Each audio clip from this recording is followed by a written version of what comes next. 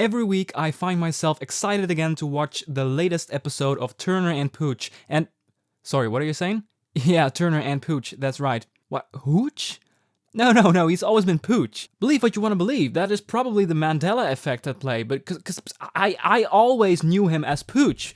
Psh, weirdo. Hi fellow Disney Plus watchers, this is Thoughts After a Disney Plus Watch, where we review everything new Disney Plus coming out, and I'm glad you are watching. This is the channel that's specifically about movies, shows, and all that's Disney Plus original stuff. So just a fair warning here before we start, I do want to discuss spoilers to really do this episode justice. So you can press that watch later button if you haven't seen it yet. Still here?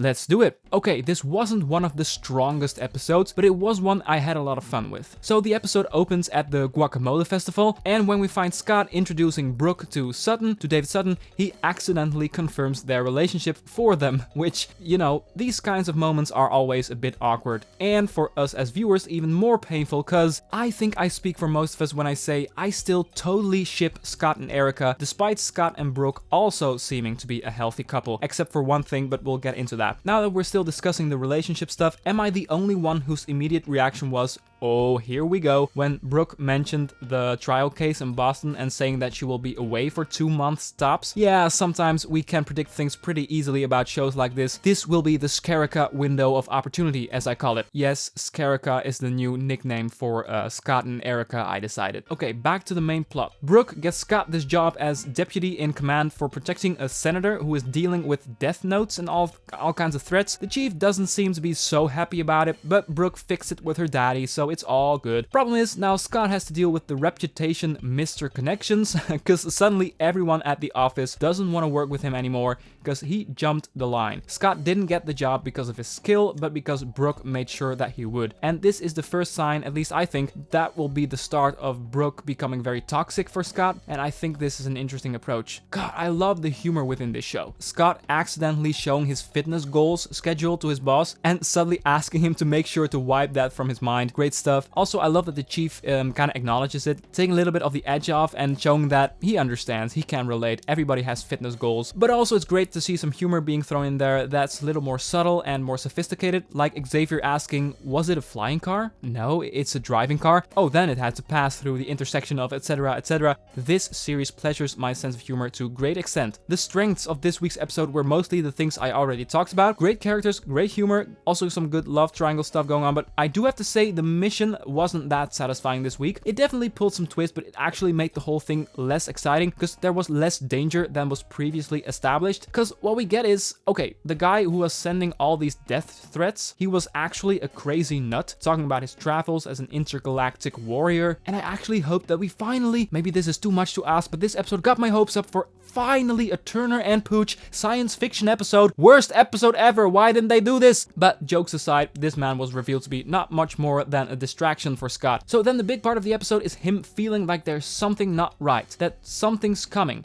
Something's happening. And Xavier feels it too. Something's going on. There's even greater danger on the horizon. But what we get is the senator getting a stroke. Now, in the moment, it was moderately intense. She got really unwell. There was no time to call an ambulance, and they all fled and drove away in the catering car, trying to get her awake. But it is revealed that the only thing that they were trying to do after the science fiction guy got arrested is keeping her disease a secret. So the only thing that the second half of the episode is really about is finding out that the senator is embarrassed about her heart condition. I do like that the episode subverted our expectations. I do like it in general when that happens. Yes, I am one to love The Last Jedi, actually, don't sue me, but how the plot unraveled, it did end things less exciting than could have been, in my opinion. Sometimes it's cool to talk about what could have been for just a quick moment. Wouldn't it be great that the reason this manager was acting all suspicious after Scott confronted him with the fact that he was at the backyard, like at the senator's house, that he was actually also enthralled and completely part of this science fiction cult, and that in his last act of desperation, he just called upon all of his fellow followers, and this army of tinfoil hat guys, or in this case, a group of people with tinfoil sticks, just come marching in and all kidnap the senator. This would have been completely crazy, slightly nerdy, but the stakes would have been raised instead of lowered. Instead of,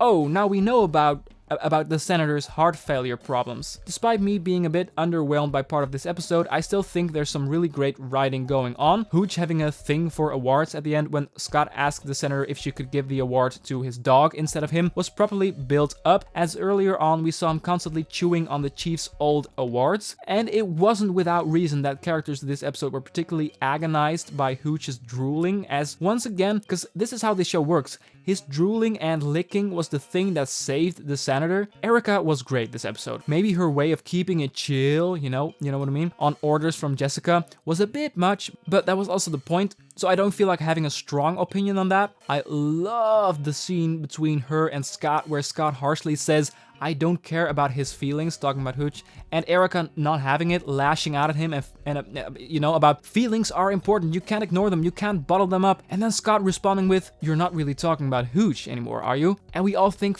finally, the word is gonna be out. But gosh darn it, talk about subverting expectations in a great way. Scott thinks it's about him, about how he feels about Brooke getting him this case, and in moments like this, I think, if you're not still picking up the signal, Scott, then maybe she doesn't deserve you. Okay, I don't know about you, but I thought this episode was chock full of great moments, great humor, but the main mission was a bit disappointing. I never expect them to be great, don't get me wrong, it's way more about the characters, but yeah. The way it was done was actively underwhelming for me. Don't get me wrong, I don't hate it, not at all. There's so much in this episode that still makes it good in my opinion. I think I talked about most of the things we need to talk about this week, but what about you? Do you have any thoughts? Because I'm thinking about wrapping this up, and thank you so much for watching. I'm curious, what did you think of Turner and Hooch episode 7? Be sure to let me know in the comment section. Don't forget, if you enjoyed the idea of discussing Disney Plus content with us, that red button looks familiar, right? And if you're interested in thoughts on previous episodes, it's all in the description, or you can browse the channel page. Did you like this video? Then be sure to consider giving that a click. Thanks. I'll be back early tomorrow with my thoughts on What If episode 4. For now, have a wonderful day and see ya.